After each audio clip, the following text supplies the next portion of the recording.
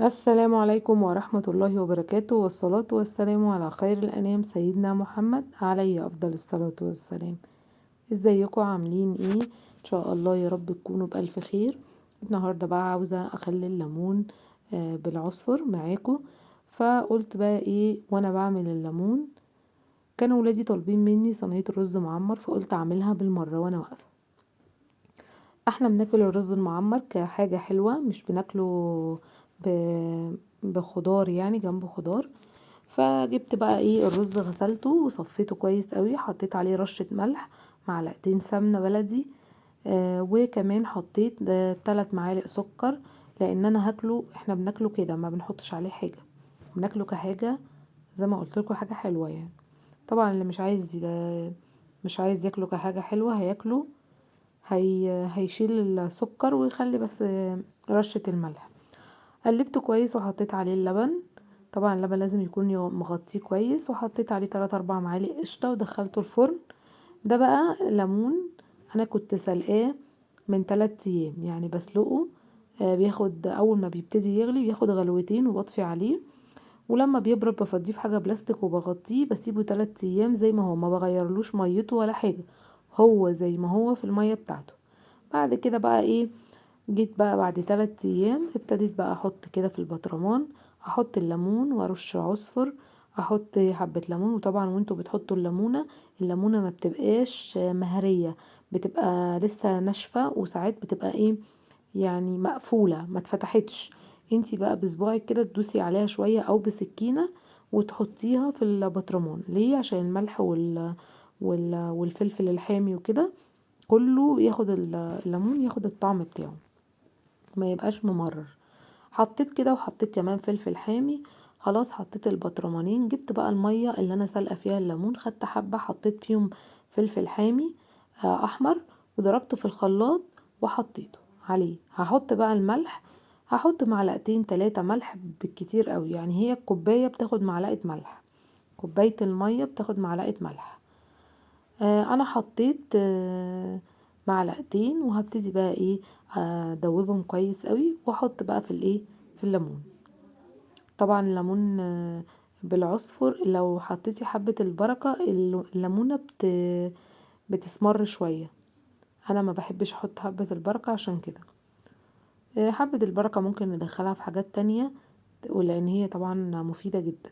حطيت كده المية وبهز البطرمان كده يمين وشمال، عشان المية تنزل في الليمون، وما يبقاش فيه ليمون مفيش عنده مية، زي ما انتوا شايفين كده اهو. انا عايزة الليمون كله يبقى متغطي.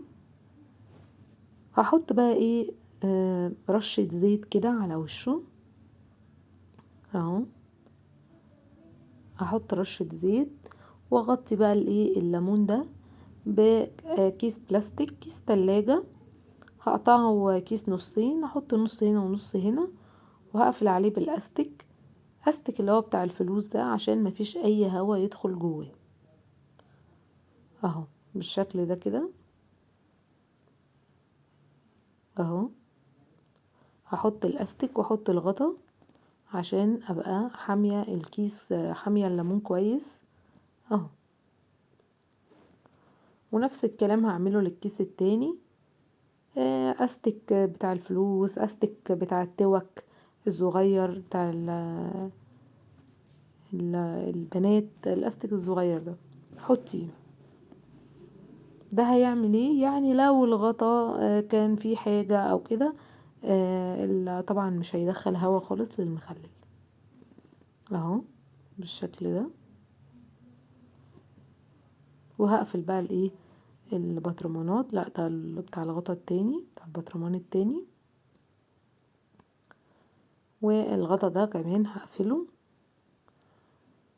الليمون ده يتاكل منه بعد ايه يعني، عشان تاكلي منه وانتي يعني مطمنة وكده، يعني اسبوع بالكتير وتاكلي منه، هيكون المرارة بتاعت الزيتون الليمون يعني راحت خالص، وهيبقى زي الفل.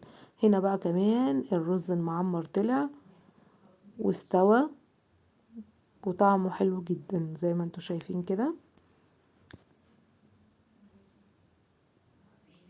اهو. احنا ما بناكلوش، يعني انا بعرف في ناس كتير جدا ما بياكلوه يعني بالخضار، يعني صينية بطاطس بالفراخ وجنبها الرز المعمر. آه صينية مثلا رز معمر وفيه لحمة جواه او فراخ او كده. لا احنا بناكله حاجة حلوة. بصوا بقى ده الزيتون، لا، الليمون، معلش سوري. الليمون بصوا عامل ازاي بعد ما تخلل، يعني بعد ما استوى ده شكله، بيبقى شكله كده.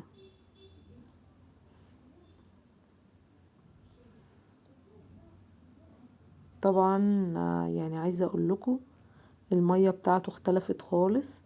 اللي كان شايفها يعني خفيفة مية عادية، بص الفلفل اصلا استوى بس ناشف مش مهري، والليمونة لسه ماسكة نفسها، مش ليمون بقى تحسي ان هو اتهرى او كده، لا الحمد لله. بصوا هوريكم المية بتاعته كمان. بصوا المية عاملة ازاي، مية عاملة زي العسل الابيض كده، بتغمسوها تحفة. ان شاء الله تجربوه يعجبكم. الليمون موجود وجميل، وطبعا برضو بتخللوا على قدكم. بصوا بصوا الليمونة عاملة ازاي. ان شاء الله الليمون يعجبكم والفيديو يكون عجبكم، والسلام عليكم ورحمة الله وبركاته.